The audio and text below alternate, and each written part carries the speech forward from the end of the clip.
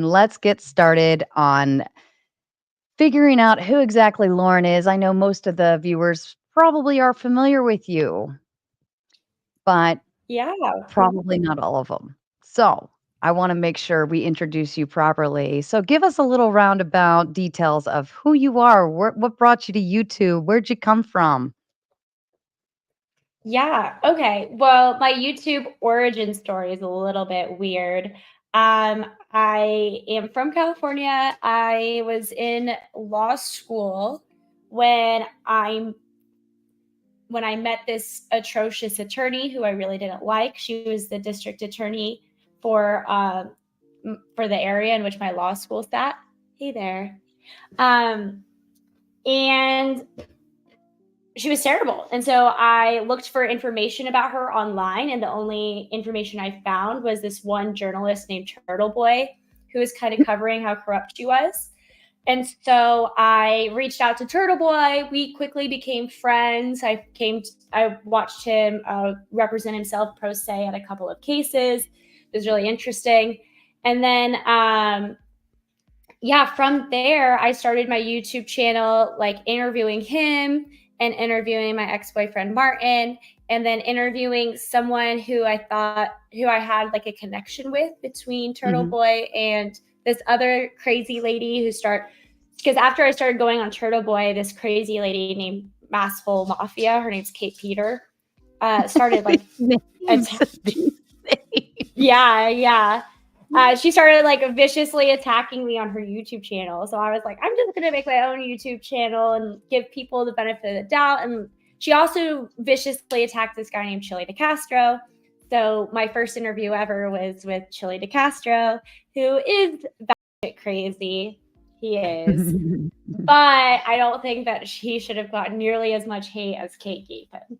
So Oh, yeah, fair enough. that's how I started my YouTube career, though, was just like, oh, I see people get shamed online for existing. I might as well create a space where uh, anyone can talk. So I never ban Right. anyone from chat. I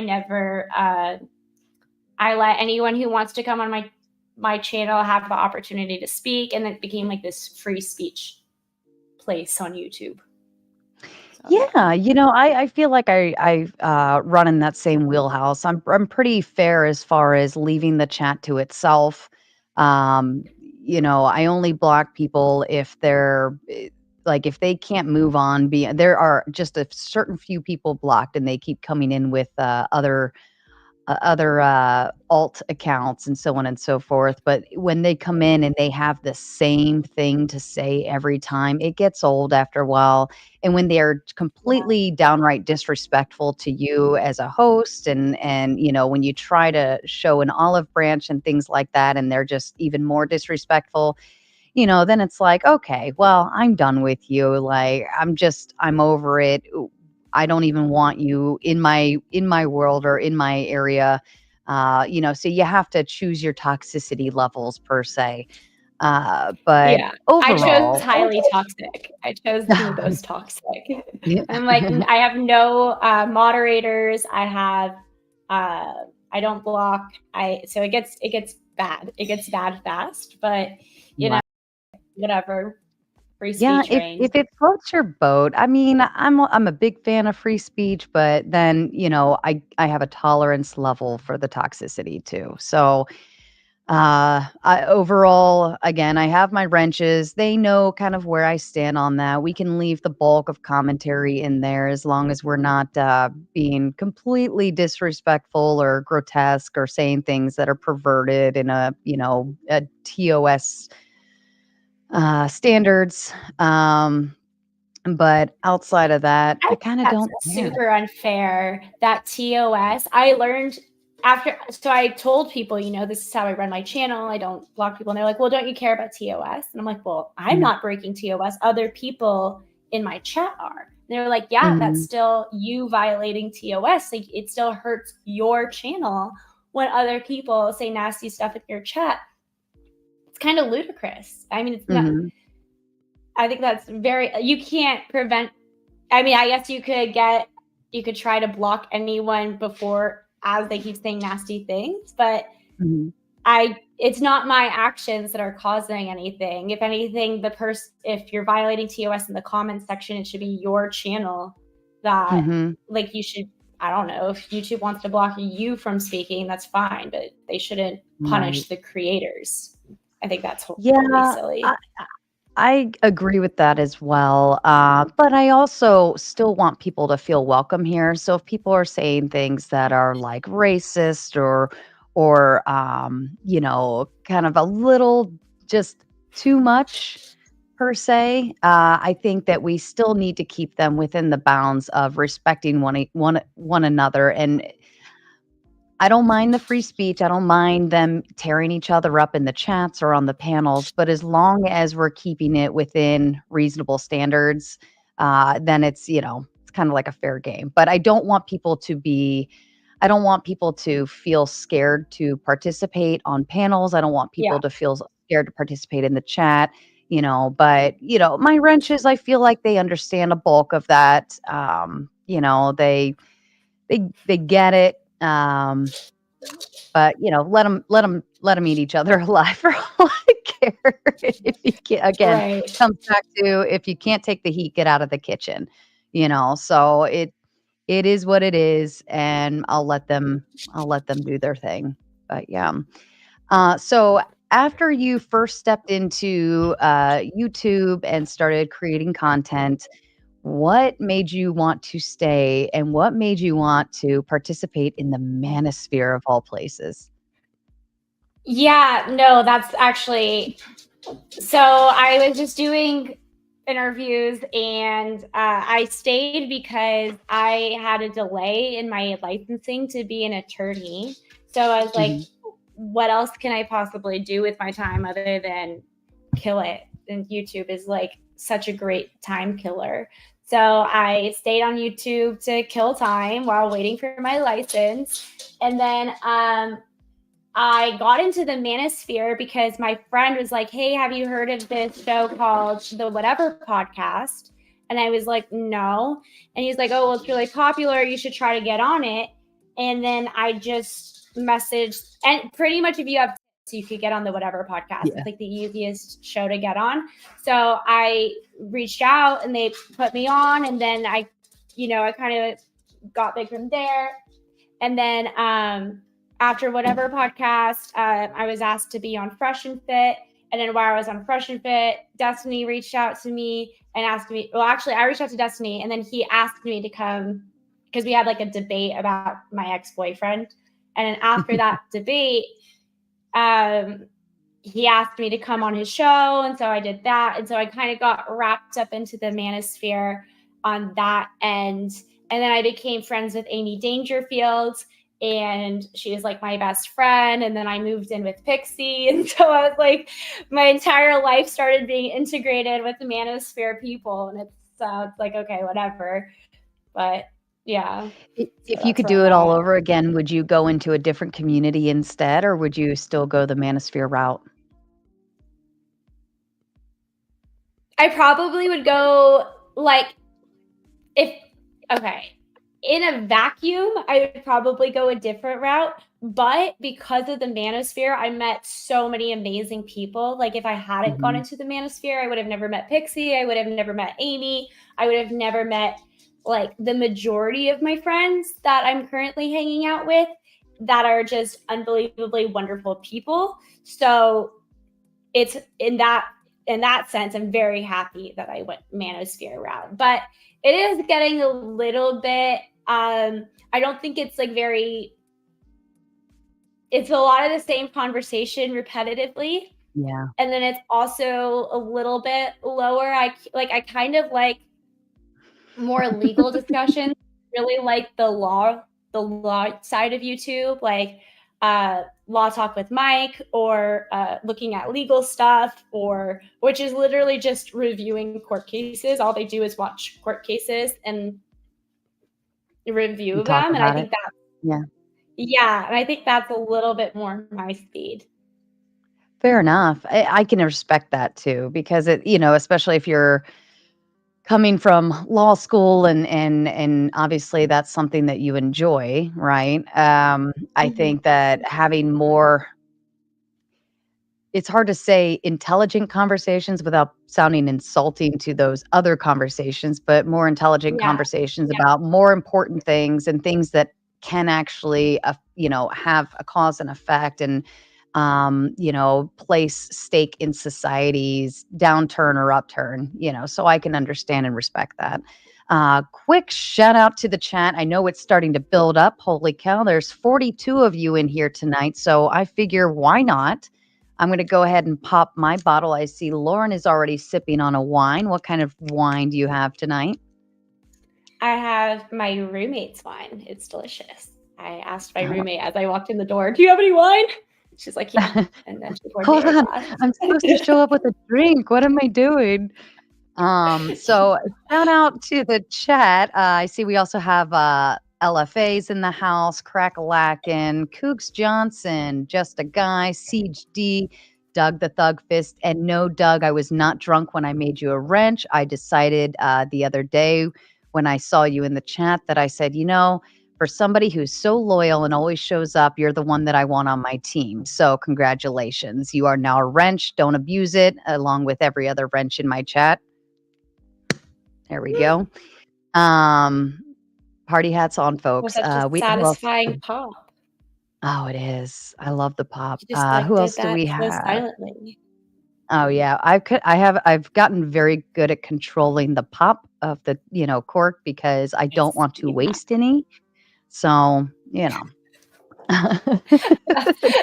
The reason behind that is pretty epic. Not because like, safety, not because, like, just keeping things easy, but because I don't wanna spill a drop, okay? This Yeah, stuff's I don't wanna precious. 'cause if you do it wrong, it's gonna all come flying out, and you're gonna lose some, and that I'm not a big fan of, and I also have this huge, huge fear of popping a bottle and it ending up, the cork ends up in a light bulb or, some type of glass in the house, and breaking it, so that's another thing I don't wanna see Yeah. happen. Oh, yeah, and mom, thank you for the Christmas glasses, so obviously they're being used. That's your Christmas gift to me that I've been using. Just another quick shout out. We've got Don Juan as well. Great Pill Podcast, Chad Gentleman. We've got Tarif in the house. I think he's here just for you, Lauren. I think he's here just for you. We've got Chris Hill. Who is Templar? Where do you come from? I remember seeing your name before, but I don't know where I've seen you before. D Forest, definitely some vinyl community in the house, definitely some Manosphere. We've got Uncle Guns. I saw Vega a minute ago. Stone Balls. I love that name. But shout out to the chat and everybody showing up. Again, we're over 40. This is impressive, especially for the start of a show. I love you all, and this is why. So we're here for you. So Lauren, back to you. I wanted to know. So obviously, the YouTube kind of happened by happenstance, but I don't think your law degree and wanting to become a lawyer happened by accident. So, what made you want to go into law? Oh, geez. Well, I had a math. So in college, I really didn't know what I wanted to do. I was studying engineering at first when I was in the Air Force. And because I was like, oh, because I thought I was going to be in the Air Force for the next 20 years. Obviously, that didn't happen. Um, so I was studying engineering because I thought it's like really helpful to the Air Force to have engineers. And then I had this one math teacher just convince me like you're good at math. I really want to be your mentor throughout this and I want to like help you on the math route. And so I switched my majors to math, and then I transferred schools, so I don't even have that mentor anymore. But after I transferred schools, I was like, I don't want to give up my math major, and I really enjoyed that. But then when I graduated, actually right before I graduated, I had a couple professors come up to me and they're like, "Hey, what are your plans after graduation? I'm assuming you want to go to grad school for math." And I was like, "The no? Where did you get that idea?" And they were like, "No, really, you should do grad school." And I'm like, I have no desire to do grad school for math. And they're like, "Well, then what do you want to do?" And that was when I realized, shit, like, what can you even do with a math degree other than teach? unless you want to get a PhD, there's really nothing you could do with a math degree other than be a teacher. And so Mhm. I was teaching for a little bit after college, and I really didn't enjoy working with children. Like, I love working with kids, but not constantly. Like, I like Right. having adult interactions as well. And so I was like, okay, teaching's not for me. So I'll try a new job. So I started working as a law clerk, like a paralegal, and I really enjoyed it. And then COVID hit, and I was like, shit, like, Oops. what am I going to do with the whole world ending? And I'm just cooped up in my room. And I was like, I was so scared. I was so scared when COVID first happened. I was like petrified. So I was like, Yeah. I might as well like try to do everything I wanted to accomplish in life. So I started applying to law schools. I didn't even finish my law school application when the school reached out to me and told me they were going to admit me. And not only were they going to admit me, they were going to put me on the 2-year track.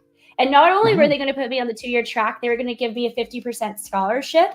And Can't beat that. because I was previously in the Air Force, I hadn't used my grandma and grandpa Yeah, set a little money aside for me to go to college, but I didn't touch any of that. And so I had just enough money to get me through law school without going into debt and Mhm. with this 50% scholarship. So I was like, okay, I'll go to law school for free. It only will take 2 years. Why not?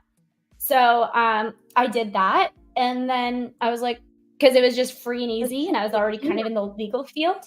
And so that's what got me into law. And I went to the same law 'Cause it school that was my mom free and did. easy. Yeah. At the end of the day, the entire synopsis is, "It was free and easy, guys." So Like, what else was I doing with my time anyway? Like, I could sit on after I could get like a JD. And I was like, okay, fine, I'll just get a why JD. not? Why not?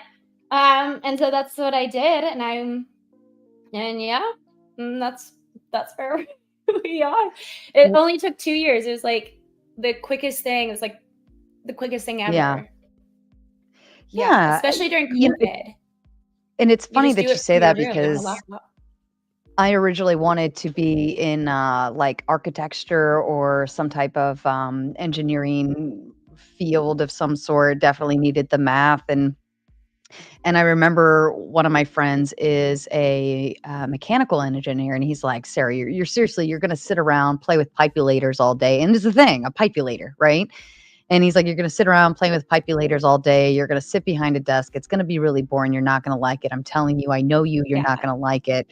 And then finally, I think I ended up in a law class, it was pretty early on, um, I forget which one it was, but it ended up being kind of like taking it as an elective to fulfill another credit of some sort, Mhm. and I remember I took the class and I was like, "Wow, I really like this." And then, later went on for my jurisprudence, and then my MA is legal and ethical studies. The only thing I didn't do, because I was in the Air Force too, the only thing I didn't do, like you, was actually go to law school because I mean, I debated like even just a PhD for government and public policy, but I was like, "Ugh, I'm done. I'm done." So kudos to you for continuing on and finishing that out. What would you say your favorite like specialty or study, would be? Like contract, family, dead people, Well, estate?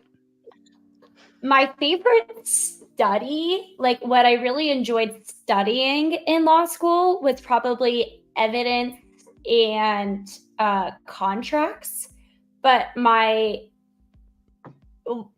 but what I like to do in practice is criminal law. So, which involves evidence, obviously. You need to understand evidence to do criminal law, but contracts isn't a huge part of criminal law, like at all. Like it barely Mm-mm. touches it. No. And then Unless you also, were I was like in really the and if you were, like, under the like, the white collar crimes, yeah. where people are, like, screwing people over financially, then contracts would probably come into place where the fine print is important. But that would be the only scenario I could think of where there's a victim and it's considered criminal. Yeah, yes. Even then, usually it ends up being like a civil issue if it's some sort of like Mhm. violation of the contract, but there are absolutely white collar crimes. I would know because of my ex. Ugh. So, yeah, but I that wasn't because of contractual issues. Yeah, and then also throughout law school, I had so many friends have an interest in family. Oh, I love Nasty Nathaniel. I had so many friends have an interest in family law, and I was like, I don't get that interest. It's so boring. And it was a required class, so I took the required class. I found the class boring. Everything about it was just like, ugh, Yeah. this is so boring. But now when I watch YouTube, the majority of the time I'm watching family court hearings because they're fascinating. Because Really? what's so fascinating about them is a good portion of the time, the people are uh, representing themselves. They don't hire attorneys, Yeah. and it becomes a show real Oh, I'm fucking sure. fast. And it's very interesting to watch. Thank you. The only good thing that came out of COVID were Zoom court hearings because now you could watch Really? them on YouTube. Oh yeah, and they Oh, continue doing Zoom is court. that So after is COVID, is yeah, that they even just allowed? I almost thought family court hearings, especially if there were children involved, were locked down as far as, to the oh public. no. Oh Really? Because I no, had to very, go. very open. Wow. I mean, I know mine was closed Yeah. off. Uh, like family court as in what would be an example? Like Yeah, fighting divorce? for custody, divorce, Mm. yeah, like any it's so interesting. There's very few things that are I even saw one case where where one of the parents did have an attorney and the attorney asked, "Can we take this off Zoom? My client wants this off Zoom." She does or she at least if we could have it wasn't that they want it off Zoom, they want it off YouTube. And the judge was like, "This is because we're doing it via Zoom and it's open courts, we are required to have this on YouTube." And No it's way. crazy. There's this one channel called Looking at Legal Stuff, and all she does is she takes a bunch of court cases and she gets every single hearing for a bunch of for like the same person. They'll have like multiple hearings, and she watches one and then she gets the update and then she puts them all together and it's really fascinating. It's kind of Wow. crazy that it's just all out there in the public. It's so That's so nuts. I crazy. mean, like, I mean, when I did some of my credits, we had to go and sit through court cases. Look, I already can't talk. And because of that, you're in the courthouse moping around looking for different stuff. But I remember walking in on a family court hearing just because you're beeping around the courthouse, like you're allowed to do that, and you're like to poke in at one door and poke in another. And I remember walking in one. Now it might be because I think that one was a juvenile, actually. So I did get booted Mm, from that.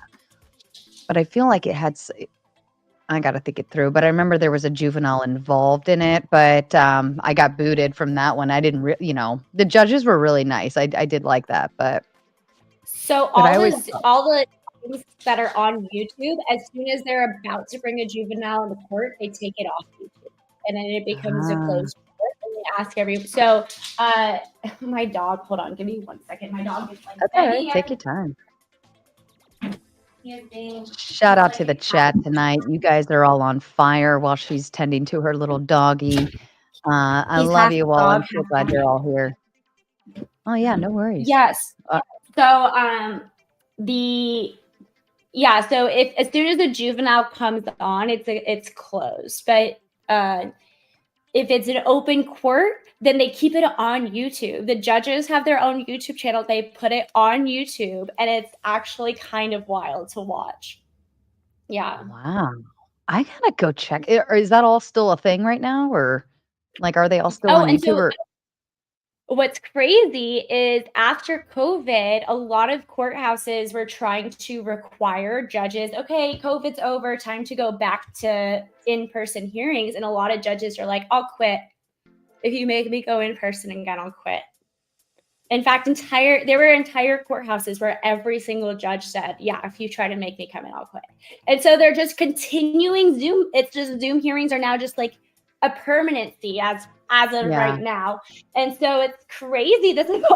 It's like all open and you could just watch these people. And yeah, so family law is really crazy when you watch all of the pro se litigants and just trying to represent themselves, and they don't know how to ask questions, and they're screaming at each other and they're interrupting each other and they're calling each other bitches, and I the guess judge is like, shut you could up. still hit the mute button. If I were a judge, They do.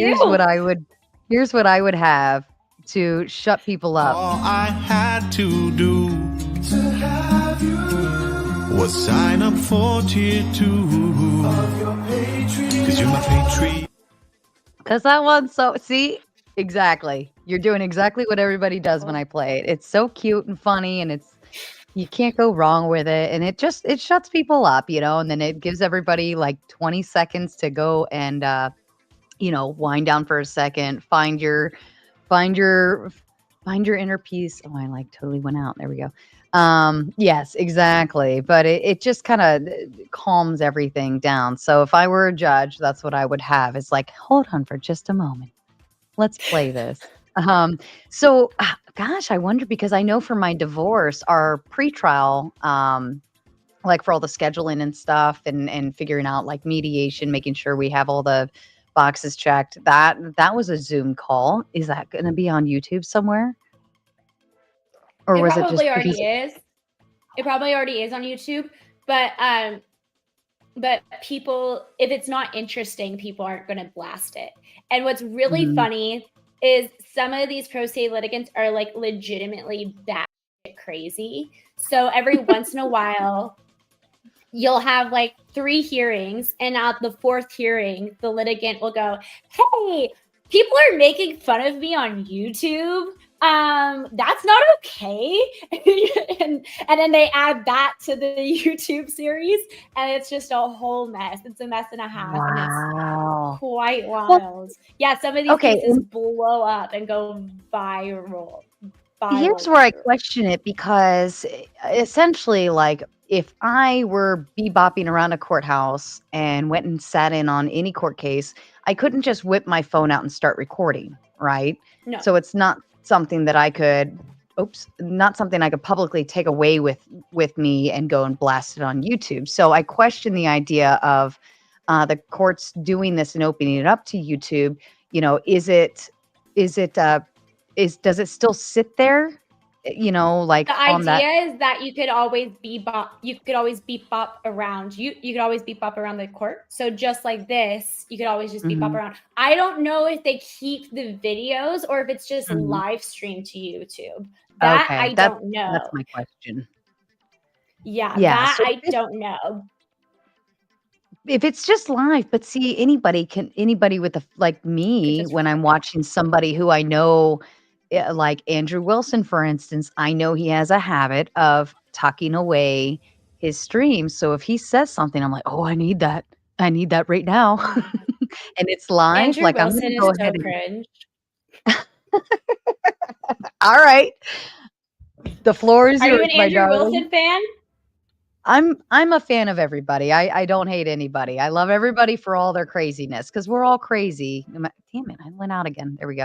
We're all crazy. Yeah, just like Kraken says, I love crazy. And to me, everybody in the manosphere or anybody that's willing to get on YouTube and talk to a bunch of other crazy people, we're all crazy. So I'm not, I wouldn't say I'm in anybody's pocket. I wouldn't say I owe any type of homage to anybody. I'm not like BFFs with anybody. Am I respectful to all? Absolutely. Will I Mm. talk a little bit and have some fun? Of course, but I don't take sides on any side, for instance. So I would love to hear your take Well, on did Andrew you though. see the Oh, okay. Well, I had a debate with him, and it was in good faith, and everything was fine after. And then, thank you, Barry. And then we were friends, and we were talking we were DMing each other over Twitter and just like talking like friends. And then his wife said something stupid.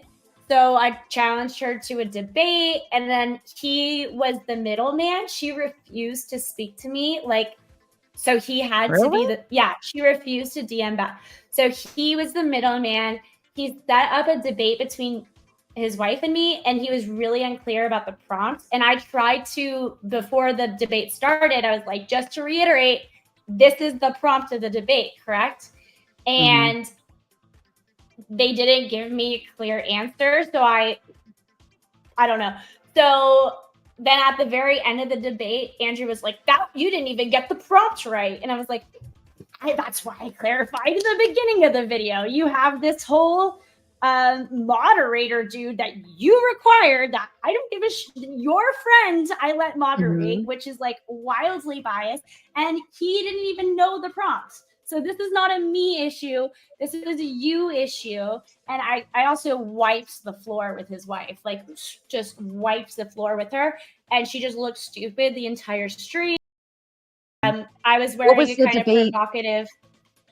Oh, if you wear anything provocative, you're going to throw Rachel off to begin with. Let's just start there. That was Ashley's first experience with Rachel. Rachel was more concerned with like the fact that Ashley's boobs were hanging out or whatever, and claimed she wasn't wearing a bra or something like that. So, yeah. But what was the debate about?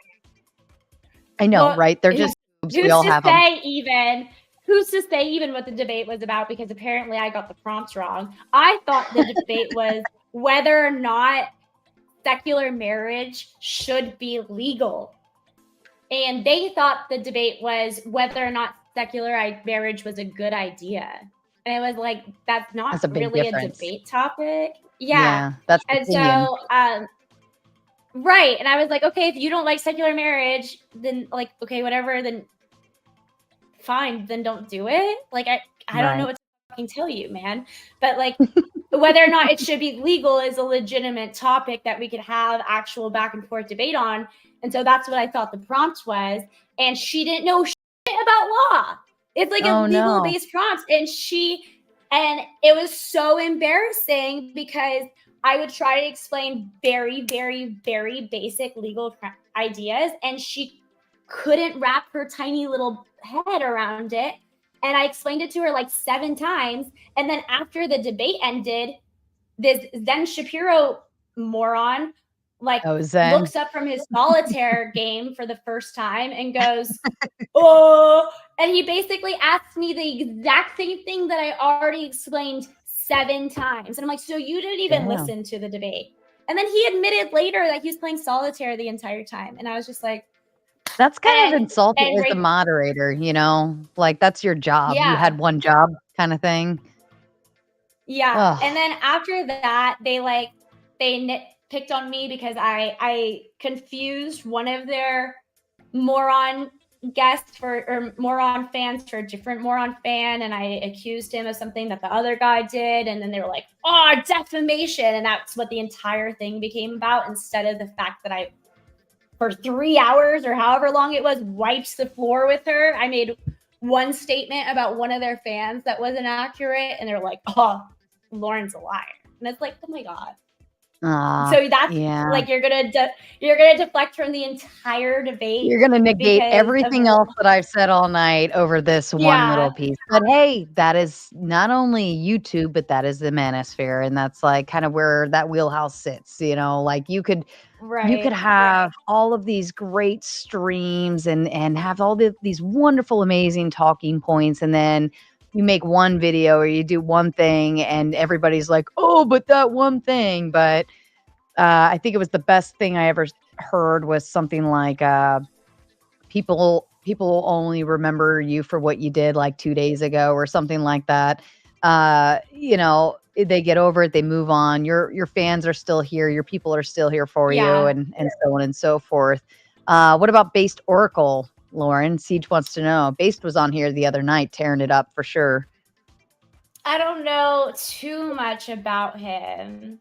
I don't know. I just remember immediately after the Rachel debate, Brittany Venti came out with her expose on the Wilsons. Did you see that?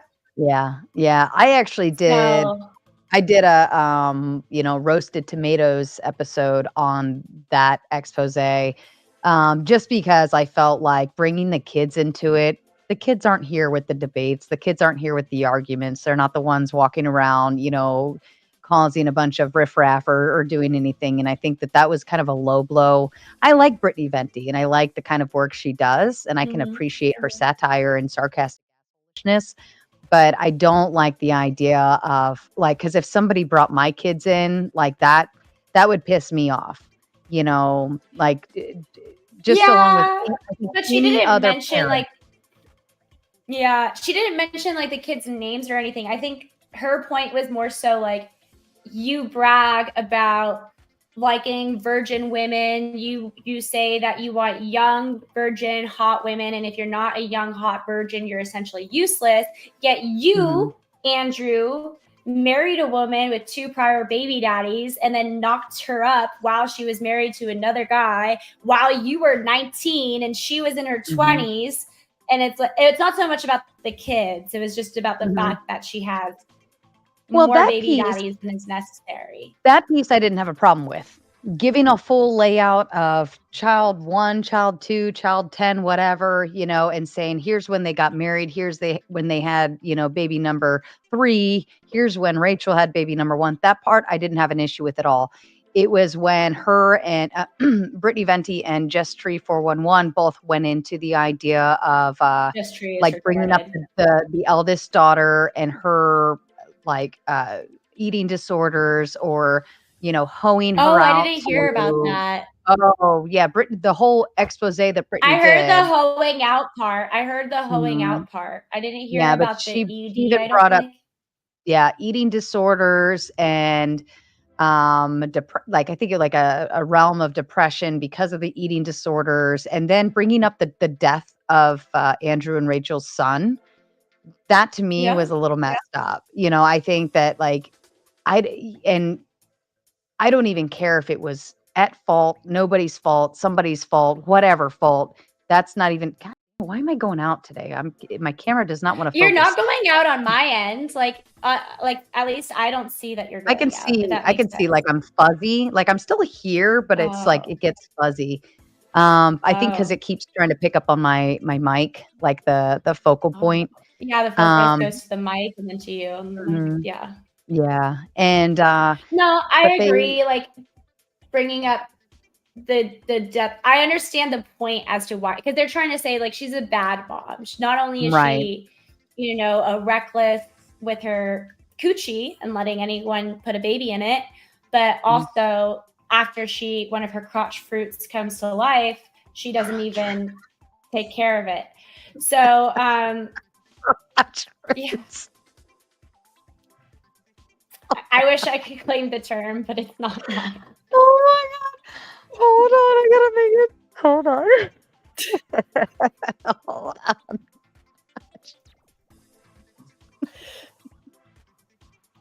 Yeah, that one I got from Turtle Boy. Oh, thank you, Turtle Boy. Oh, Shiza. I mean, I just think here's how I look at it. Okay. You're not going to hurt Andrew or Rachel's feelings by bringing up stuff about their kids or, saying that she was a baby mama who married Andrew later and he's a simp because whatever. That you're not going to hurt their feelings on any of that stuff. You're not even going to hurt their feelings if you start talking about their kids. I think the death of a child, that's probably going to stir some shit. And I think that's going to stir some old emotions. You're ripping off a Band-Aid. And I think in any event, talking about the death of a child should be out of the mouth of anybody, especially if you're trying to use it as an argument or a deployment per se of a point. But at the end of the day, who is really going to be affected by that, especially if the eldest daughter, who they talked about the most, and they talked really poorly about her. She's like, in her early 20s, I think. She's an adult. She can find this information. She can see these videos. I'm sure Yeah. her friends might be watching it or be made aware of it. And that's who you're hurting. You're hurting somebody else who has nothing to do with any of this. And that's where I think the justification is not there, because Yeah. you're bringing Tree of in Logic is disgusting, though. Like Tree of Logic she will attack anyone. She's like she claimed that will. I had herpes. She's claimed really disgusting things about me. She just like blatantly lies about me nonstop. She has and like I would sue her if she wasn't so poor. But yeah, it's not. Yeah, I don't 'cause want to that's spend like slander and $25,000 on a defamation. lawsuit. Yeah, and I Yeah, think I don't want to aren't spend you $25,000 on a lawsuit to a woman who doesn't have $25,000 to take Oh, from. but So you could take all of her. She gets a lot of super chats and stuff. You could just own the rest of her super chats for the then she would just lifetime. stop working. She would just Exactly stop. my point, Lauren. Oh, I don't want to shut her up though, because she's so entertaining. I love making She fun is of her. funny. How I can give I it to make fun her. of her if she's not online? She reminds me quite, and I don't mean this as an insult because I do like this character so much. It's one of my favorite characters, but the donkey from Shrek, the way she laughs and her entertainment style. Oh Like Lord. that's just who she reminds me of. And I don't That's mean so that in cool. like a derogatory, hateful way. You can't unsee it. You cannot unsee it. Go ahead. Tell me you can't unsee it now. She's like the donkey, but way angrier. The donkey's always happy. The donkey is happy. She would be the angry donkey. Should be the The angry angry donkey. donkey. She's the donkey that didn't get the dragon. She's the donkey We're both going that down for didn't this get one, it. Lauren. You know it. I don't give Whatever. Who gives a shit? She's We already have gone all- in on me. Oh, she used to like her favorite thing to say about me was that I was like sucking Alex's wang in order to get on his speed dates, and I'm sitting there laughing to myself. I'm like, Alex calls me last minute because I'm like the veteran speed dater, Yeah. right? Like he knows I don't want to come do speed dates if he needs somebody, and if I know if he's calling me, he's gone through the whole book. Okay. Like, because Right. I've speed dated just about everybody on there at this point, that it's not new anymore. It's not fun. It's like now I'm just there and annoyed, and I'm like, God, I hope I have alcohol in the house to do this, right? But so that's what makes me laugh is that she's like, oh yeah, she's over there sucking Alex's wang just so she can get the attention, so she can go on his show, and I'm like, come on, lady. At Tree is least just I don't. sitting there like, why can't I get invited on everything? Why am I never Well, asked to be on anyone else's show? It's the probably funny because I thing got is, everybody else's sucking. That's what it has to be. It can't but be the because I'm funny thing boring is, and Lauren, stupid and don't is say anything interesting. I worked it out to where she was going to come on with Alex, and I worked it out so because she didn't want to do the speed dating, but she wanted to be on the critiquing side of it. And so I Okay. messaged with Alex, went back and forth. I'm like, would you be willing to host that? And he's like, yeah, sure, why not? And I'm like, I'll even do the speed dates if you need girls for it, And so we were linking all of that up, and that was going to be a thing. And then she just all of a sudden came out with like this I hate Alex video of like making fun of him and talking shit and just like dismantling him in every which way. And then, and it was like, why did you could have, and one of the things that she says is that she always likes to punch up to get the views and to, we're all clout chasers at the end of the day, right? But she says, I'm clout chasing and I only punch upwards. Like I don't punch down, I She's punch up. punched downwards to me. Right? Like And I I'm have a right? significantly smaller channel, and she's literally lying about me having STDs. She's lied about who I've slept with. She's lied about me nonstop. But I only punch. I guess she knows that I'm better than her. So I guess technically it is still punching up, even though I have like barely 5K subscribers. But whatever. Hold on just a second. Yeah. If you can just entertain the crew for just a moment. I will entertain the crew. I just want to thank you all for being here. And I'm sorry for Tree, for your face and what you were born with and the way that you are. I'll read some chats if anyone wants to put some interesting chats. Yeah, I talked to Lauren on Instagram. You do, Emperor of Masculinity or Druva Marhanya. I'm actually pretty open with my Instagram DMs for the most part. I do have like a request section, and then I have like a hidden request section. And I don't always check that. And so sometimes I miss a lot of stuff.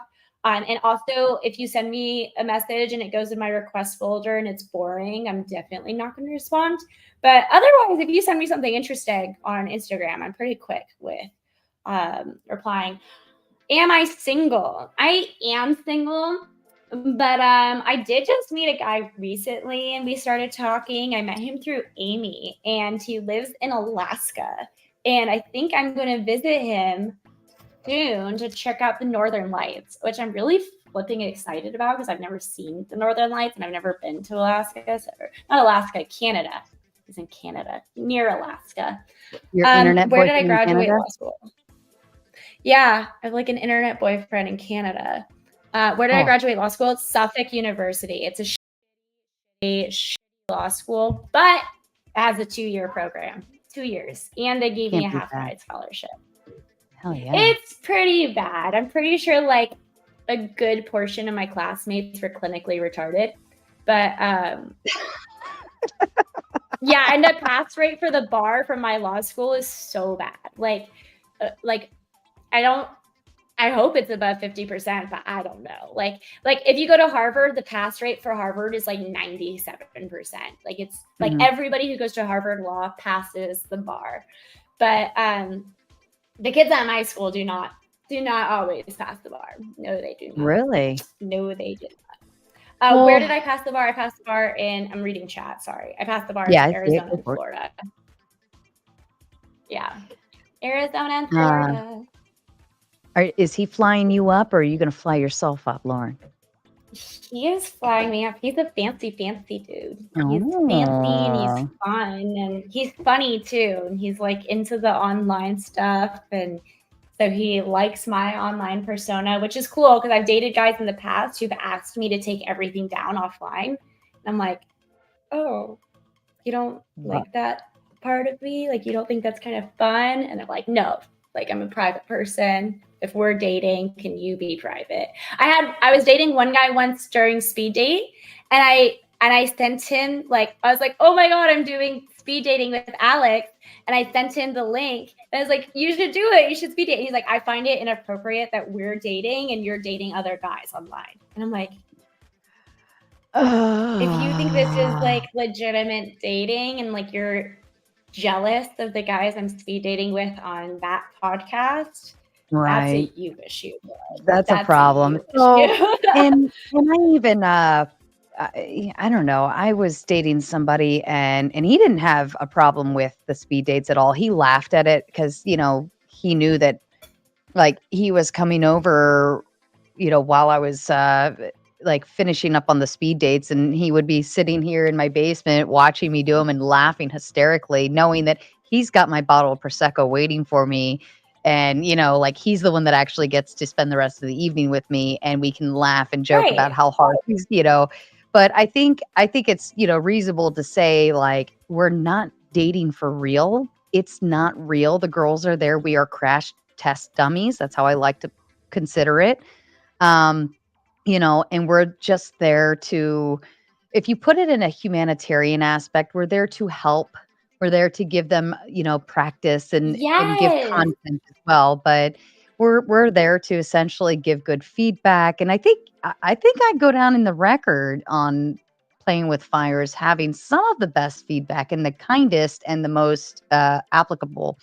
But I think that, you know, we're there to essentially, one, we're having fun, we're creating content, we're exposing our names, we're getting ourselves out there. But the humanitarian side is we're doing our civil duty to the men of the manosphere and helping them get better at practicing talking to girls, especially pretty ones such as yourself.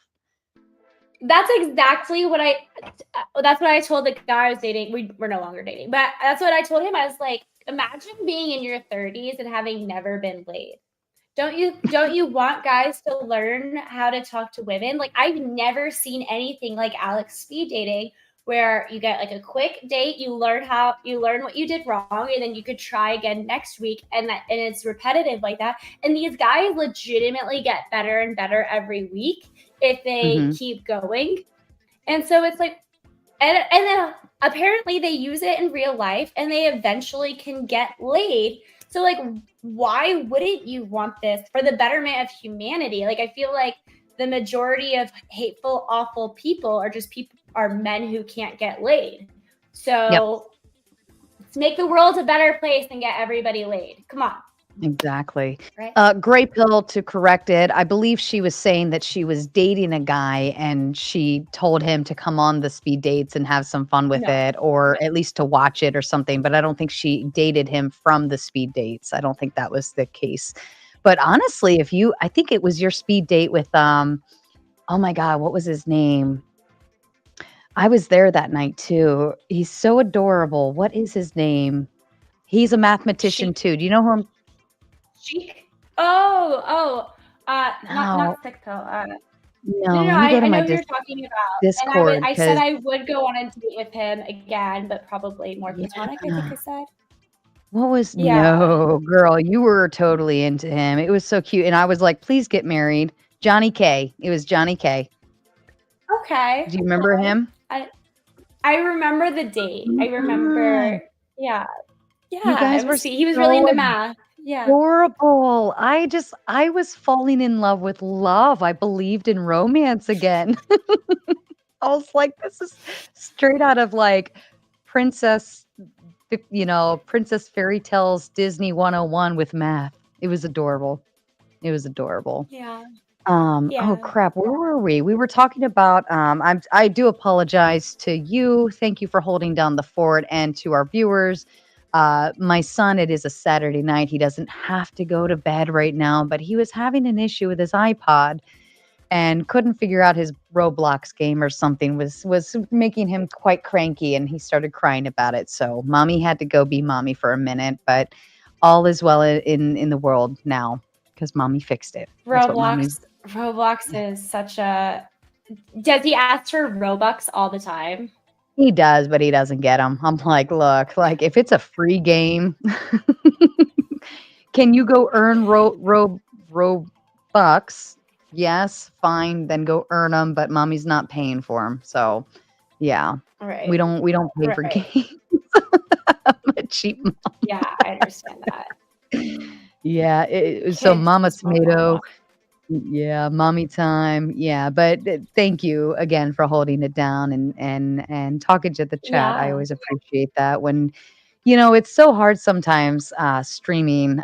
This is why I typically go at 9:15 at night, because usually the kids are in bed by then, but given it's spring break, it's a weekend, things like that, and he's just kind of he's excited to be awake tonight, and he he understands mommy's on YouTube, mommy's gonna get 1 million subscribers and we're gonna be millionaires, and and it's cute. Like, I love how he doesn't know the content that I do, obviously. We don't talk about that, and he doesn't get to see mommy's videos, of course, but he's just excited that mommy's on TV, or like on YouTube, as he calls it. So yeah, it's fun, it's cute. It's a whole like family affair to try to get mommy to be able to stream that night. Like, okay, we're all getting in bed, this is gonna happen. It's like, mommy goes on in like 40 minutes, we gotta go, chop bath and bed, guys, let's go. So that's cute. That's cute as heck. Yeah. I really want kids. I really do. Yeah? Crotch fruits. I really want my own crotch fruits. Yes. I've never heard that one before. Yeah. I can't say anything derogatory. Like, I can't even I couldn't even call my kids a brat, for instance. Like, my daughter, she created a chat name of Bratty Tomato. She's only showed up in one stream, and of course I kind of like shut the stream down and shut the chat down, like, listen, Bratty Tomatoes in the house for her one and only time. We're going to keep this PG rated, okay? And everybody did. I was very grateful that the chat it was a calm night, so we didn't have to That's worry. It so wasn't. sweet. Yeah, yeah. You But there's corral the chat. You're like, pretend we're different. Pretend we're nice, normal people around my daughter. well, Okay, and then we got it, Miss Tomato.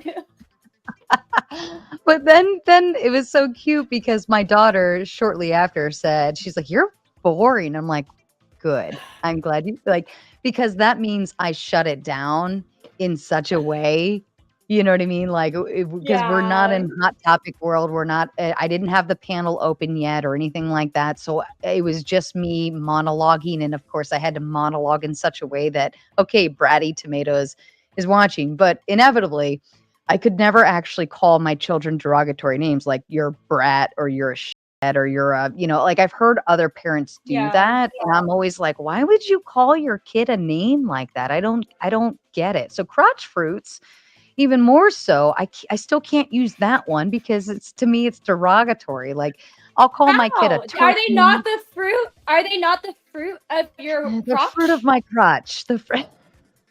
It's not even derogatory. What part of this is? It's just the facts. Every child is a crotch fruit. I don't know. It's the idea. I mean, like we all know where they come. Yes, an F trophy is what the best term I've ever heard them called is trophy, right?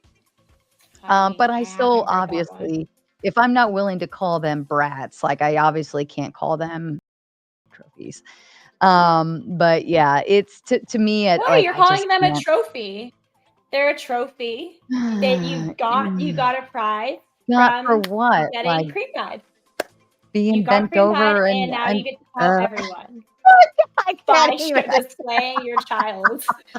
Every time you introduce your child to someone, you're basically telling someone, "Hey, at some point in my life, I got cream pied." I can't. That's all you're doing. So just remember, every single time you introduce any of your kids to anyone, that's what you're telling the world. No, I'm just kidding.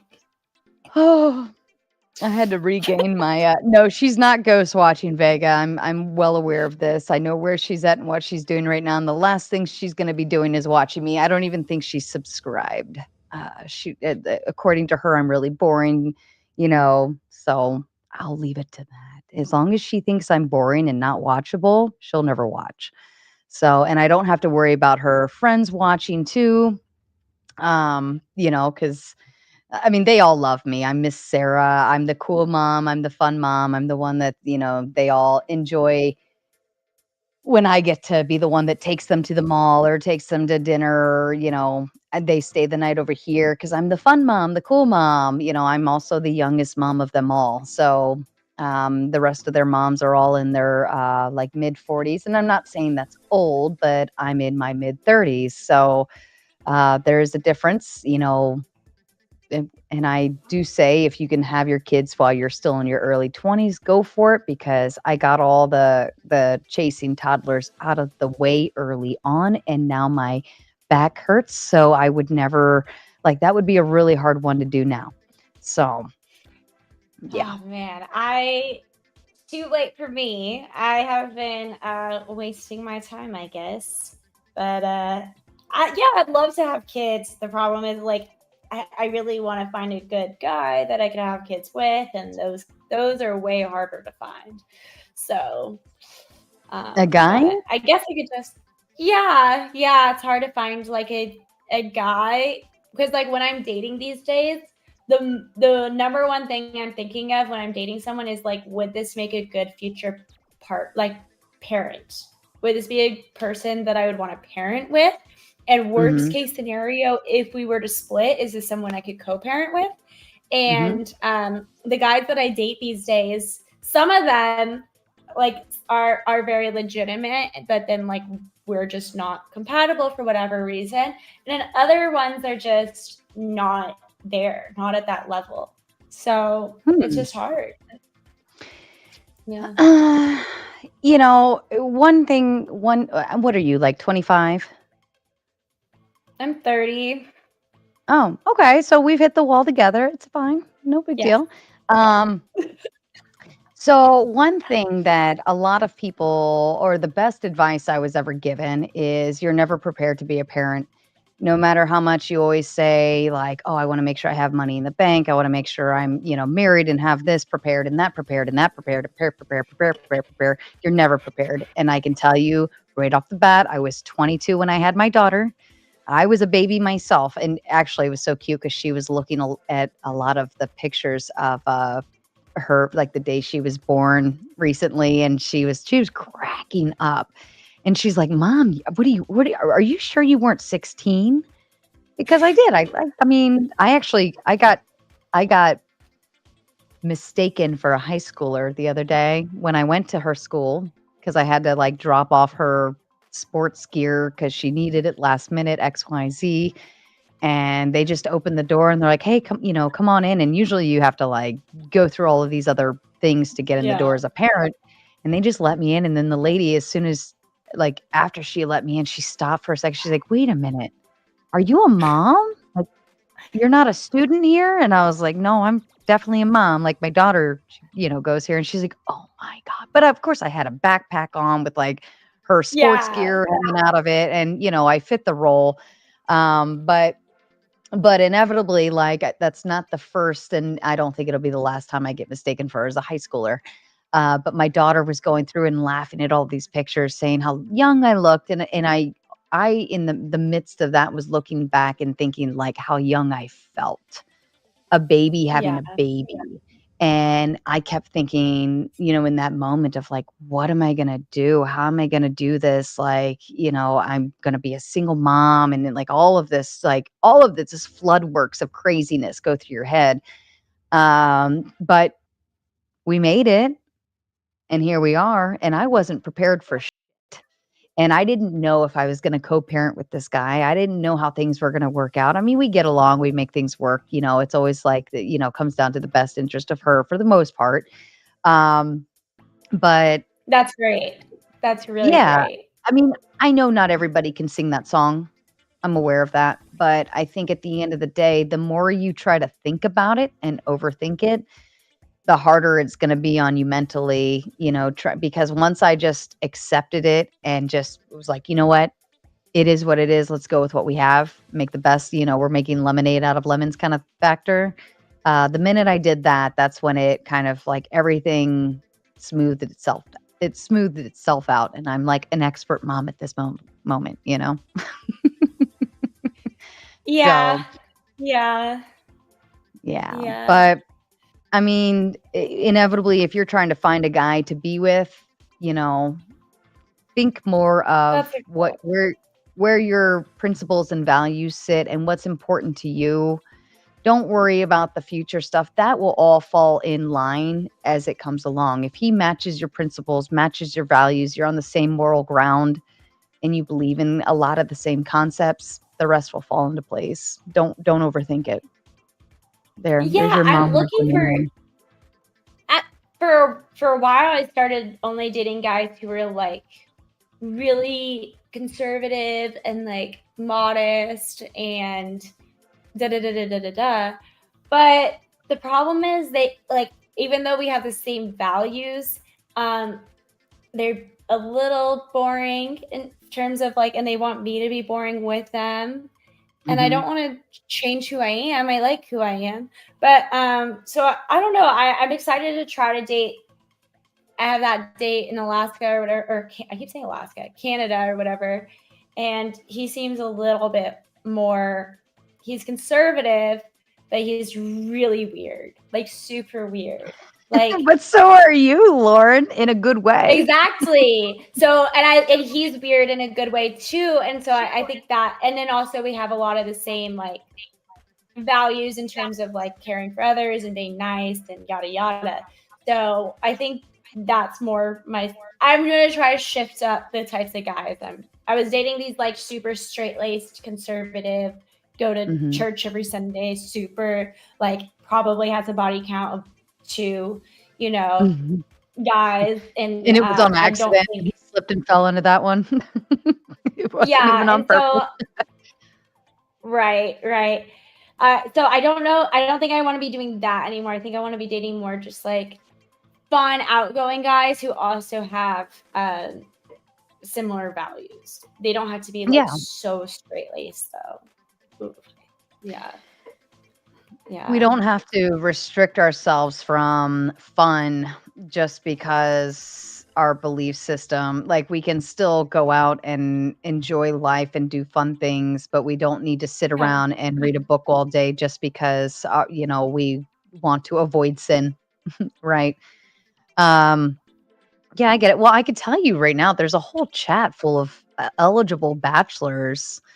I'm willing to bet they would all come on and speed date you and try their hand at you at some point this evening when we open up the panel. And to the chat, I will open up the panel here in a little bit, but if you don't mind, I'm enjoying having Lauren all to myself right now. I know she's a beautiful young lady. I know you all can't wait to be able to talk to her and shoot your shot with her, even just being on panel, but she's all mine for now. I'll open it up here in just a little bit, but I'm enjoying getting to know her and understanding who she is and I'm bringing Lauren to the table, folks. That's what I'm bringing to the table. There you go. Actually, I wanted to being here. Oh, good. I'm glad. Actually, I was going to say my first true introduction to you was your little habash with Ashley. Do you remember that? I do. I just remember she's now one of my favorite fans. And that's how most people start with Ashley. And that's what I love about her is that most people start off as like, no, and then once they actually sit and get to know her and then they get to understand her and realize that she has a lot of great talking points and she can make a lot of good sense, and that she's willing and open to having discussions greater than just her own ego. Once they get to understand those things, there's Papa Tomato, the grumpy tomato.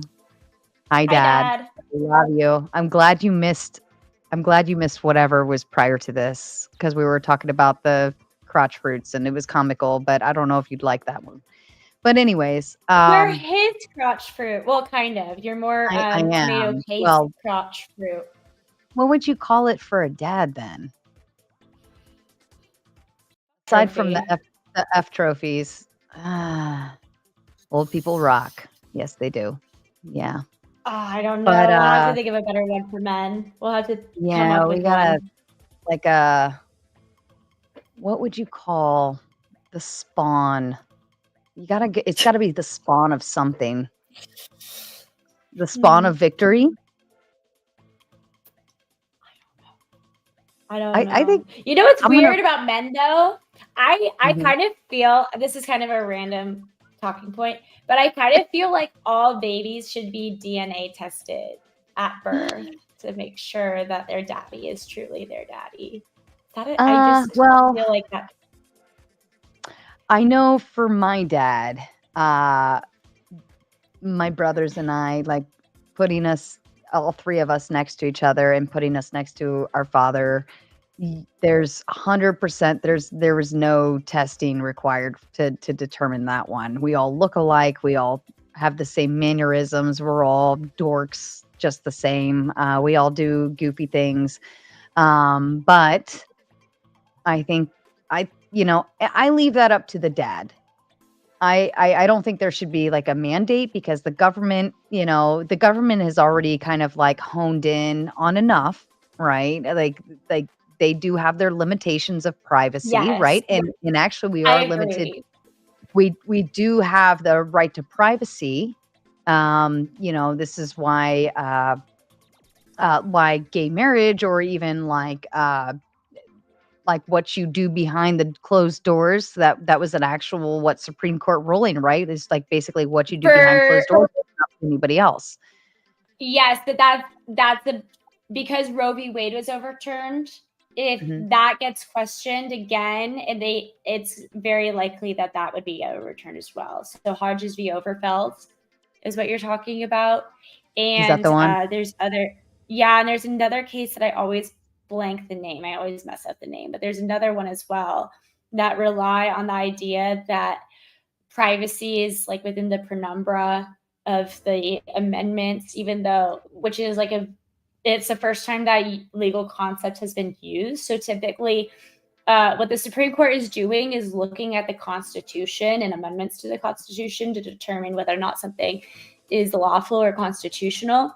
And what the Supreme Court did for privacy is they looked at a bunch of amendments and they were like, hey, there's not a specific amendment that says you have a right to privacy, but based on these other amendments, you could kind of read in the shadows of it that the Constitution wants us to have a right to privacy. But now that's kind of been overruled with the overruling of Roe v. Wade. So it's going to be interesting to see how we progress, whether or not gay marriage gets overturned or whether or not liberals get it codified as an amendment to the Constitution. Or so there needs to be something in the future. So it should be really interesting to see. As for like government involvement, yeah, I don't like more government involvement, and that would be an absolute requirement for the automatic DNA testing, something like getting more government involved in our lives, which is not good. But simultaneously, it is a lot to have the dad have to go through the DNA testing. The dad has to essentially kind of accuse the mom of cheating a little bit, or it becomes like an issue between the couple. Whereas if it's automatic, then there's no harm, no foul at the end of the day. Nobody's accusing anybody of anything. Yeah, I see where you're going with that. But maybe there might be some dads out there that wouldn't care one way or the other, or some dads out there that I don't what if know. a dad doesn't even think about that? He just trusts his partner implicitly, and then 2 or 3 years after their first baby, then what if he's like, let me send question back. What if a woman just trusted a man, to do the right thing and to be there for her, and trusted him with no the right thing though? But I don't know if it's not the right thing to just stick by a woman just because if she cheats on you, then you have to respect yourself too. But is it the right thing to, is it right or wrong to, have sex with a woman, she gets pregnant, and then to roll and not be involved in that, or to have nothing to do with it? I mean, we could take we can rabbit hole this all day long, right? And that is even the father of the child. And I'm not feministic, like in this conversation. I'm not like feminizing the conversation. I'm just saying we can go down a lot of different rabbit holes with the idea of what you're saying. Like, can we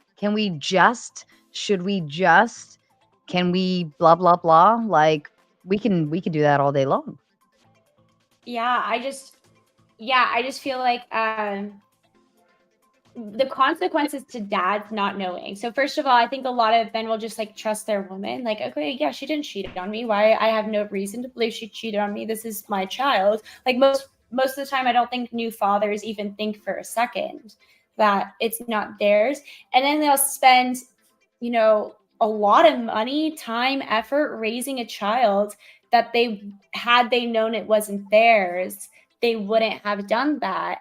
And I think, and then also, yeah, there are, as I saw in chat, there are medical reasons why kids deserve to know too, whether or not their parents are truly biologically theirs, and fathers, so I feel like everybody has a right to know, without having to cause the whole scene of, well, let's do a DNA test, and the mother going, what, you think I cheated on you, and the whole rigmarole.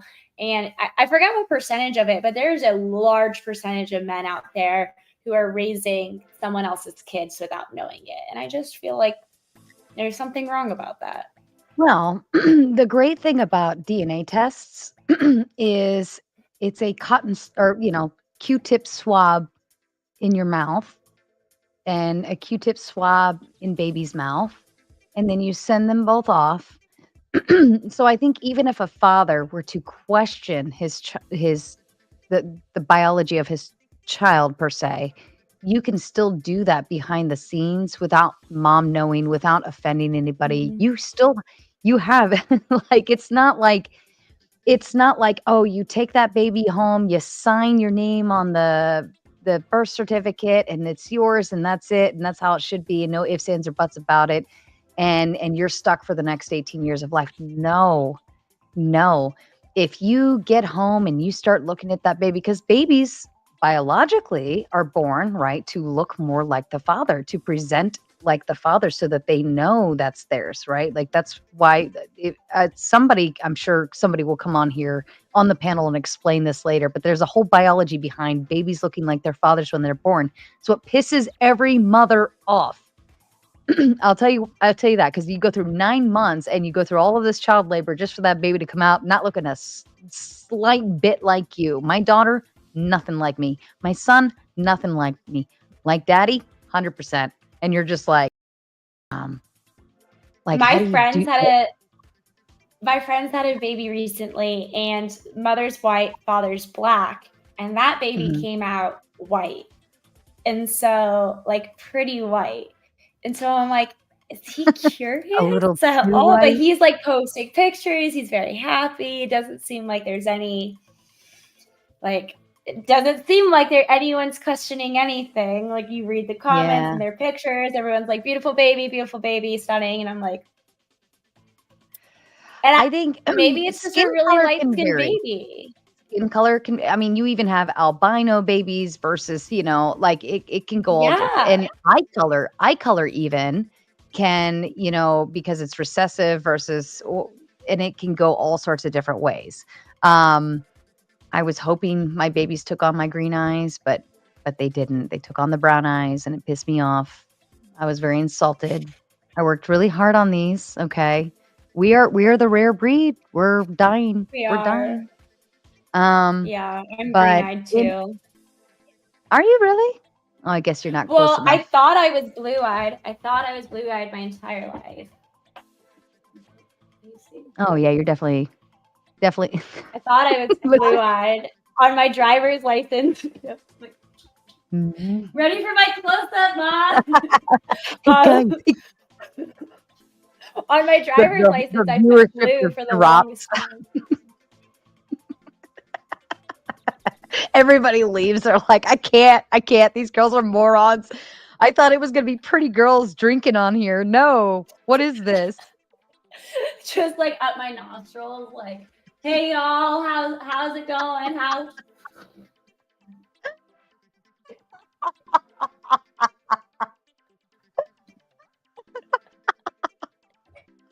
Oh, man. I haven't laughed this hard in a while. Look, my face is all red. Now you know why I'm the tomato. Oh, Is that where that came from? the Hormaxer. The Hormaxer named me. Yeah. Oh, I Uh, actually did hear that story. Yeah, because the raging my face got all red. And tomato. you're tomato. You're a raging tomato. And I'm like, He is okay. a piece of work. He is an interesting piece of work. You know what?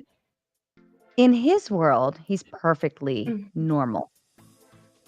To his peers in his chat, his viewers, he's perfectly normal. But to the average person, I don't know. You tell me. Not normal. That's what I'll tell you. Not the normal. Nowhere near normal. No. He's a little unhinged. Okay, my first interaction with him was doing speed dating with Alex, of course, and his first question to me was, what was it? Do you like sex clubs? Do you want to go to a sex club? And I'm like, probably not. Definitely not. But does this work for you? Is this a thing? Like, how does this feel? Like, does this typically work out? And of course it naturally doesn't, and we've all proven that because every girl I know that has gone on a speed date with him every single one of them has turned him down. So cheers to the Hormaxer. I wonder we if all he love you, all your weirdness. Cheers. Yeah, I wonder why he doesn't change up his tactic. You would think, and it seems like he's the whore minimizer. He really dries up my panties like the Sahara Desert as soon as I hear that man.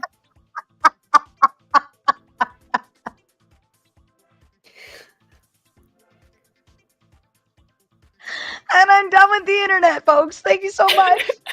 Come for the entertainment, stay for the steak. But realistically, you know, I don't actually want the Hormaxer to change anything about him at all. If that is who he is and that's who he wants to be, I am 110% positive there will be a female out there. It might be harder to find, but there will be a female out there that will say, "Oh my God, yes, I do love going to sex clubs first thing after just meeting somebody for the first time." There will be somebody out there. Okay. It's not going to be me. It's not going to be you. That's for sure. But I'm not negating the fact that there will be somebody. However, if he changed who he was and tried to be somebody different, wouldn't that be even harder? Because now he's faking who he is and he's not being realistic to himself and what he wants. Now, I'm not saying it's right, what he does or what he says to women, but stay true to yourself and you will inevitably find the other half of you who would appreciate that sense of enthusiasm for sex clubs. I have a question. I have Why an is he answer. not meeting any women at the sex clubs? Wouldn't that be the perfect place for him to find a woman who likes sex clubs? Is he just lying about going to said sex clubs? No, because I remember he streamed one time on his way into one. And of course he had to like turn off the stream or something. I remember like seeing something pop up about it, but he was like on his way and waiting at the door or something. But I think it's actually harder for men to get in as singles, whereas females getting in as singles is like, based on what I've heard him explain it as. I've never learned this by experience, by the way, by any means. But Sure, I've learned that. Sure. Dead serious. I've had a lot of experiences in my life, but that is not one of them. And I'm kind of actually proud to say that. So, but in any event, to what he was explaining was that men have, like, if they're coming in as a couple, then they can get in, no problems, no issues there. If you're a female coming in as a single, no issues. But if you're a man coming in as an individual, just like at any nightclub, to be quite honest, you're standing in a line waiting per se, and it would be harder for him to get in. So that's my understanding of it. Imagine To watch waiting to people have fuck a sex. girl who's been fucked by like 30 other guys that night, like waiting in line.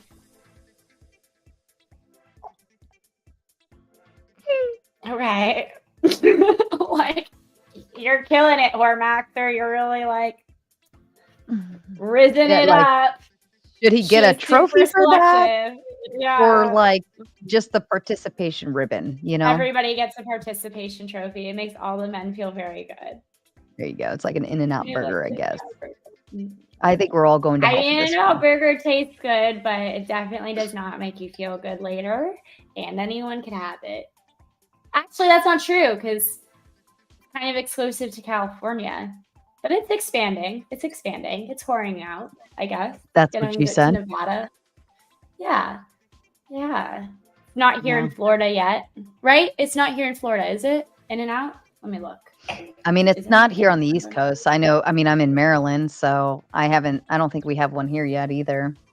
While you're looking at that, I'm just going to take a quick tinkle break. If you can entertain the chat and all of their craziness, this is why I love you guys. You guys have enough going on in the chat that I know that she can read this and be entertaining nonetheless. So you go. Chat, go ahead. Ask all the questions you want. Yeah, there's no In-N-Out burger in Florida, but there's definitely one in Vegas. There's one in Arizona. There's one in plenty of places. So I go every time in Vegas. Yeah, that's right from my studies. So yeah, I don't think that going to sex clubs is a particularly good way to prove that you're a Riz master. But you know, hey, what do I know? Oh, there is one question from chat that I've been meaning to answer. No, I'm not going to read Rachel Wilson's retarded book for several reasons. One, it was expensive. Kind of like $30. And I don't feel like giving her or Amazon $30 for no reason. Another reason I'm not going to read her book is because I feel like I got a pretty good gist of what her book's about by reading the reviews on the book. And apparently she didn't even get an editor. So it's just like riddled with spelling errors and grammar errors and grammatical errors, I should say. And so, and also I just think she's exceedingly low IQ. So I couldn't imagine, wasting my time. I have so many great books that I could read. Let's see. I have Catch-22. I have a book about Obama's enforcers. I have this really interesting murder mystery. I have like 60 books. I have my legal textbooks. I have Jay Shetty's book, which is pretty good. I read about half of this one so far. So yeah, I have plenty of good books. Why would I read a shit one? So yeah, book maxing. That's right. Yeah, why be a horror maxer when you could be a book maxer? Those were some lame reasons. Well, I don't give a shit. I'm not going to read her dumb book. So yeah, she's just, I was going to if she wasn't so stupid and rude at the end. Even though she was stupid, and even though I thought she made bad points, she was so unbelievably rude at the end that I'm never really gonna and then she blocked me on Twitter after that. She literally blocked me right after the debate. So like, if I read her book, I wouldn't even be able to debate her about it, which is like a huge point of me reading her book. So I have literally no reason to read that woman's book. But yeah. Does she have an audiobook? No, she has like a book that apparently is just only on riddled with. You could get it on Amazon, and apparently it's just like riddled with grammatical errors and spelling errors, and it's all about why it's based. Apparently, you could really only connect with the book if you two are like very Christian, like very deep in your faith. And I'm like, I'm Jewish, so I don't know how much I'm gonna. Are you really? And I'm Jewish. Well, my mom's Jewish, my dad's Catholic, so I'm a cashew. And I don't. Yeah. So I don't really have. I'm so curious now. How is the like? Were you raised one way versus the other? So my mom never really gave a crap about religion. My grandma, she survived the Holocaust. So part of her wants to keep on like the Jewish tradition. So she took me to like Chabad and some other like Jewish events. And she kind of engaged in like Yom Kippur and like Rosh Hashanah and Hanukkah and like the holidays and stuff. But we weren't like that into it. It was just like my grandma kind of tried to keep it alive. And then my dad, he really wanted us to be Catholic, but my grandma didn't want us to receive communion. And also my parents were dating. And then I guess they broke up. And then my mom wanted kids. So she asked my dad, like, hey, can we have kids? Can we just have kids and co-parent and live our separate lives? And my dad's like, yes. But then when I turned 5, my parents got together and married each other. Aww. So they kind of did things backwards. So, so my grandma really didn't want my dad to have like control over the religion. And so like, I kind of ended up in nowhere's land. I didn't go to church. I didn't get baptized. I didn't get a bat mitzvah. So I haven't done like. You didn't get either of either, which kind of makes it sad because there's a lot of great traditions on both ends that you can experience. I mean, I am Catholic, so I grew up doing the obviously I was very, very young when I was baptized. And then I did my Holy Communion that I remember doing that. I actually did my confirmation as an adult, but like I remember my reconciliation. I remember Sunday school. I remember like I was an altar girl, during church, all of those different things. So it was a staple for me. So, my dad was an altar boy. Oh, so he kind of wanted me to be like a part of the Catholic tradition. And he used to somewhat take us to church every once in a while, but not that much. And the weirdest part about church for me is I became friends with these kids and I would play with them. and yada. And then all of a sudden, their dad, O.J. Simpson, went to jail one day, and they stopped coming to that church. Yeah. So that was an interesting one. But my dad, so I don't know. That's all I really got out of church, is that I was friends with O.J.'s kids. Weird. One of my neighbors just texted me randomly. I hope everything's good with your neighbor. Well, asking about a girl's name. I hope she's improving, but I don't know who the girl's name is. So I think he just Can you repeat it online? Can you dox it? Dox the name. I don't want to say the girl's name, but it's not my daughter's name. I'll say that. Oh, it's a child. Don't do that then. Yeah. I thought you were talking about like an online person. You don't want to dox children. Otherwise, you'll be not at all. Tree of Logic. You don't want to be like Tree of Logic. You don't want to be like Miss Donkey. No, not at all. So, okay. So Primal had a really good question. Would you want your, I don't know, assuming boyfriend to be husband, inevitably, do you want him to be the same religion as you? But can you even answer that question? Because do you claim a religion?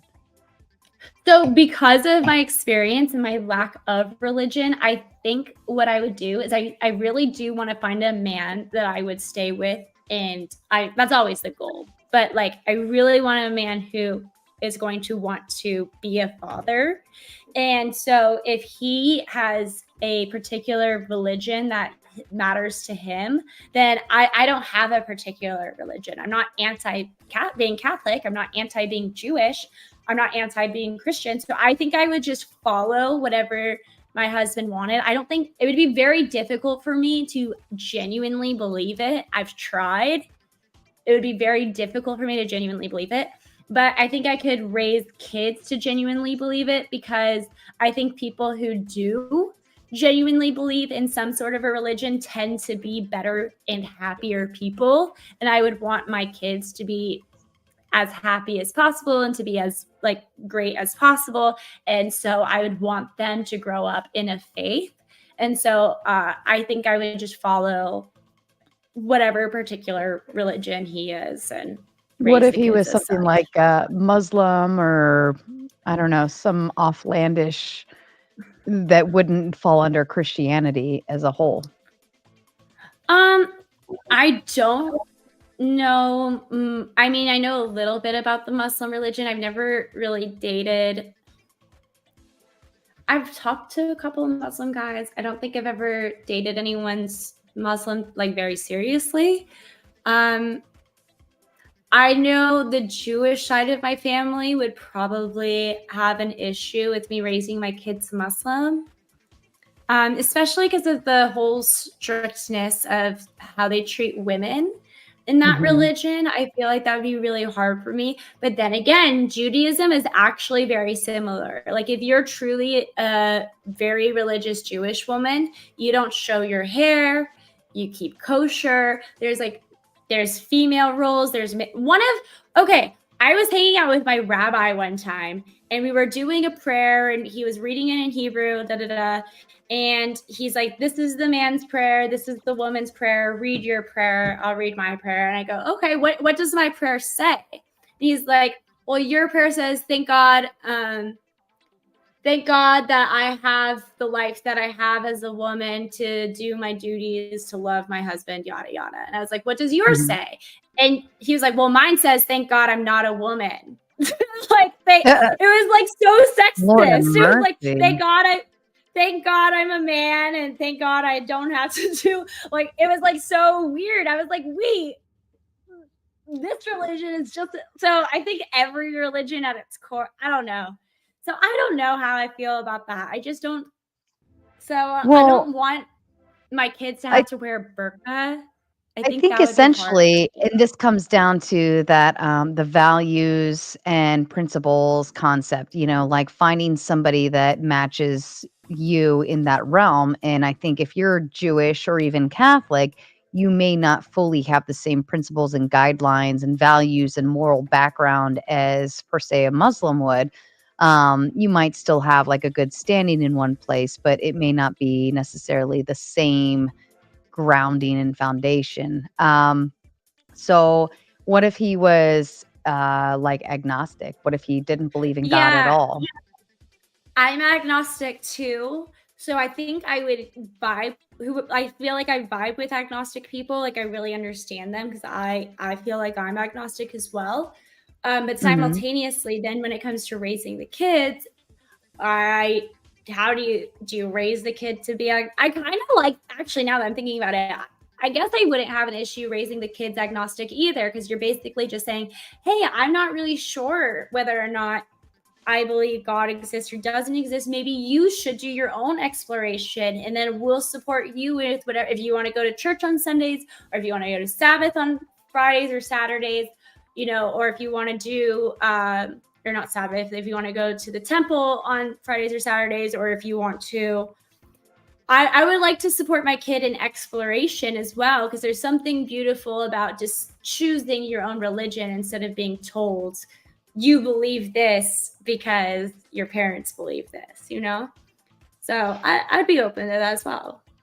Yeah, I mean, I think it really, to me, a value system comes into place when you have a religion, right?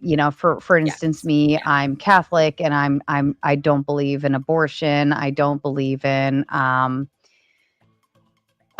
Me God, neither. I'm very I pro-life. mean, it goes all over the place, right? There's a lot of like belief systems that I have. I feel like I'm much more conservative than the average girl in a lot of ways. Not to say that I'm perfect by any means. So all of you that are about to blow the chat up, saying stupid shit, I think hold you're it to perfect. yourself.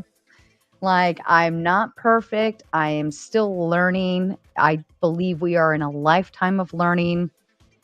I get You're the better, perfect little ripe tomato. and I'm the ripe. That was so perfect. I'm a ripe tomato that's still in fruition. Okay. But in any event, I think that at the end of the day, your religion and the way you were raised, right? And so it sounds like to me the way you were raised might have not really had a steady foundation, except the idea that there was no foundation, right? That was the only thing that was constant, was that there was nothing, Yeah, constant. it was really confusing because my dad would be like, Jesus is your Lord and Savior. And then I'd go to my mom and I would be like, who's Jesus? And she's like, some guy that like other religions think is the son He's of not God. He cool. was just some like dude. He was like, I guess he was like kind of a prophet, but he's just some dude. I'm like, He just talks okay. some words. It's okay. And then Um, the worst part, though, was hanging out with my Jewish cousins. And I was really trying to find faith, especially when I was younger. And I remember one time I was like, Jesus is the son of God. Jesus is like a really, I was really trying to be like Christian, because like most of my friends were Christian or Mormon or whatever.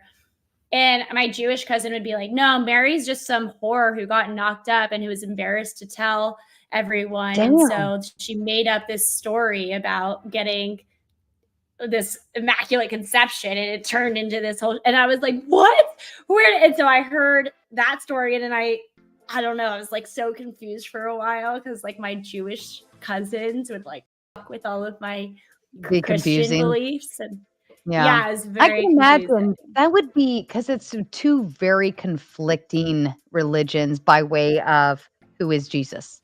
And if you don't have a common denominator for who Jesus is, you're not going to get along on any other talking points in the Bible or any other factor like that comes with like your religion as a whole and the foundational concept. Because Catholicism, especially, we love Mary. Love We don't Mary. believe she was some whore that got knocked up. Like, she's the virgin, who had immaculate conception and all of Right. these other factors. I've even not debated, but I've even brought up the concept as, somebody tried to make fun of me being a single mom. I'm like, well, technically Mary was too, if we really want to think about it. Like, Joseph was the stepdad. Like, he raised Facts. he raised another man's baby. They got married. They got And they married got after married. she was pregnant. she got pregnant first before they got married. Yes. Unless I'm wrong. That was my impression. So yeah, exactly. So I think that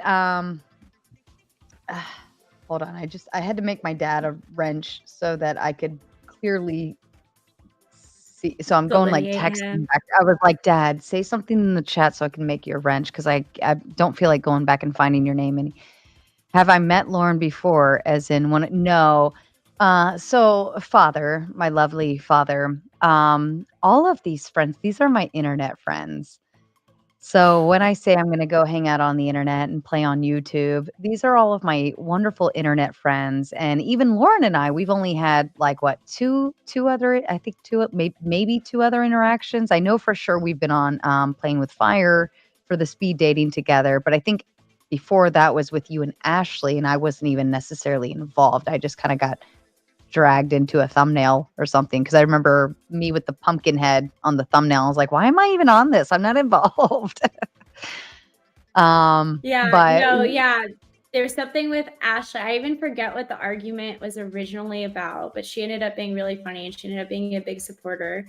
And then there was a video that you made that you tagged me in, but I wasn't really like prominent in the video. And so that was how I first heard of you. You tagged me and Lauren Southern in the same. Yes, because you were calling out like, Lauren Southern, and I was like, it was something about like who Lauren Southern. I never called. Was she not sleeping? Yeah, and you were like, she's sleeping with Destiny. She's sleeping with this. She's sleeping with this. Did I say that? I didn't say that. I don't think I leaked that detail. I mean, she did. Did I leak it right now? I'm gonna pull it up right now. Hold on. If I leaked it before, then fuck, I guess. I remember this. Tomato stew. Is it? I think it's Where's the Beef. You want to hear something really? So I invited Destiny to my birthday, and I also invited this other guy who also hooked up with Lauren and hooked up with Lauren since Destiny. And Destiny made a like scene at my birthday party. He like blocked the guy and like got super bitchy with him and was like, "Yeah, Destiny's such a little twat." It's pain. Really? It's embarrassing. I'd imagine him kind of being a bitch. He didn't even pay for his own dinner. He spent like $100 and then didn't pay. Damn. Okay. That's kind of dirty. It's your birthday, if anything. It was for my birthday. What's all those chats for then, right? What? I said, what's all the here it is. What's all those super chats for? Oh. You know what makes me sad? My dad and my older brother are hanging out, and then they're on FaceTime with my younger brother, and they're all drinking, and they're all doing this without me. They're all probably maybe watching, making fun of me right now. But hold on, I found the episode. I just got to find the spot. Oh, there's Kevin Ray Wilder talking about toilet. Rollo, Andrew Wilson. That was comical. Oh, here it is. Okay. Yeah.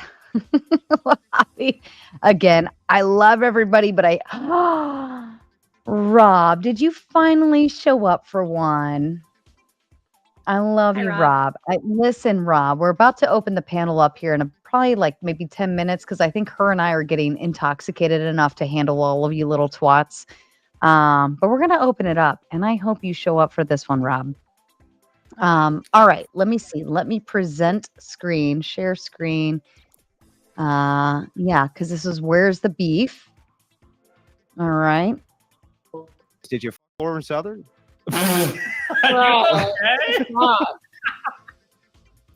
Well, it looks like Andrew did a great job staying on topic and pushed. So that was when I was really good friends with Destiny. I was really good friends with Destiny, and I was like, I had his back. I kept all of his secrets. I was really, really loyal to him, and really and I was like, why does everyone backstab him? Like, he's such a good guy. He was my best friend for like a really long time.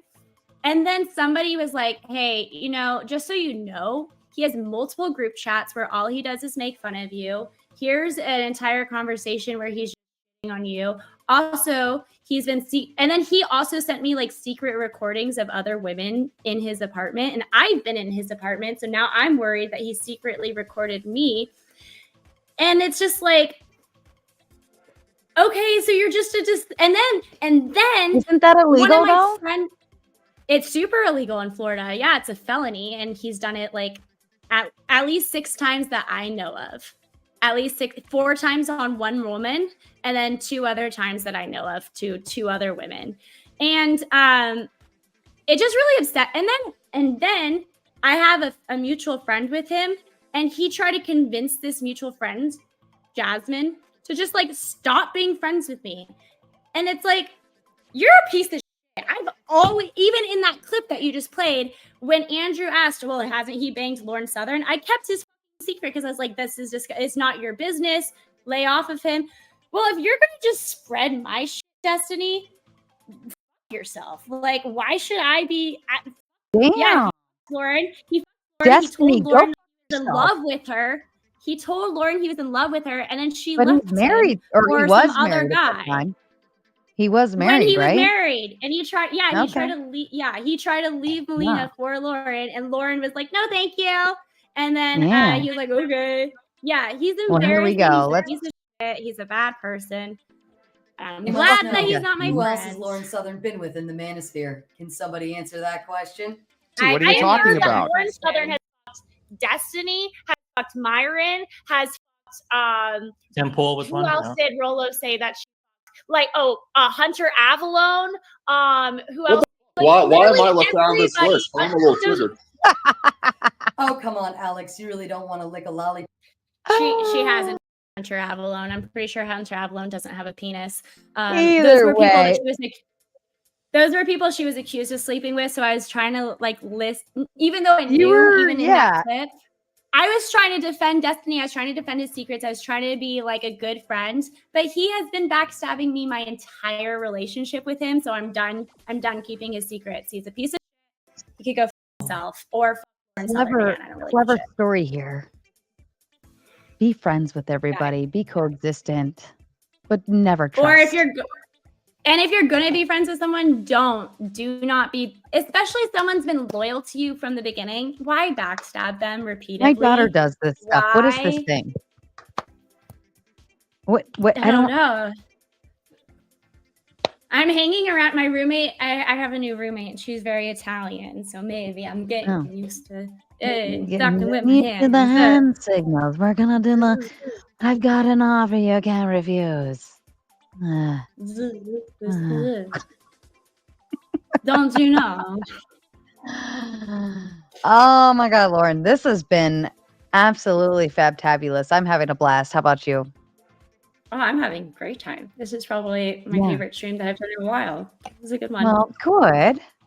That's exactly what I like to hear. I like to appease not only to the audience, but to the people that are coming on as guests, you know.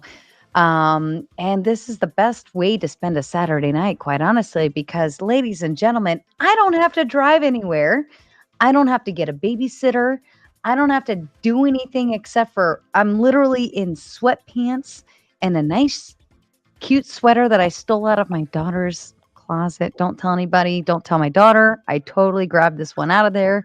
But she does have way more fashionista sense than I do. So by all means, yes. And Primal, to your point, we are saving on a bar tab. This cost me $13.99.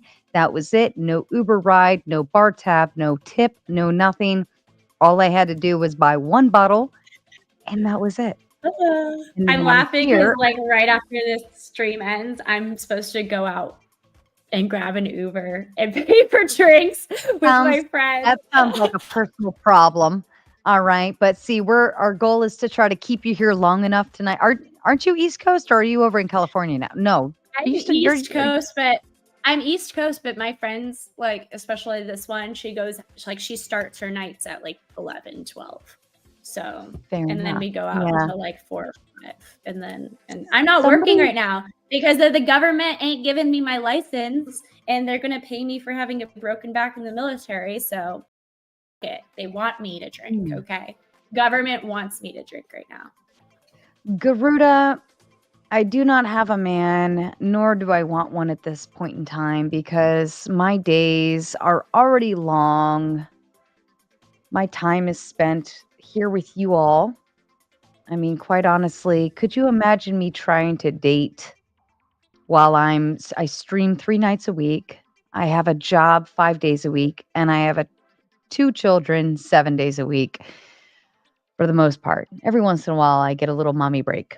But no, Yeah. I'm not dating right now. I don't wanna date right now. I actually had this conversation with somebody the other day about how I am single serving Sarah. I only enjoy, like, a first date going and doing something fun like indoor rock climbing, paddle boarding, Oh, you that's know, something that's an experience, and that's about it. But outside of that, I don't have time for a relationship. Realistically speaking, if a man wanted to take me on as a relationship, it would take a lot of work. It would take a whole lot of just work, get a and just get a Hmm? vibrator. Just get a vibrator or dildo.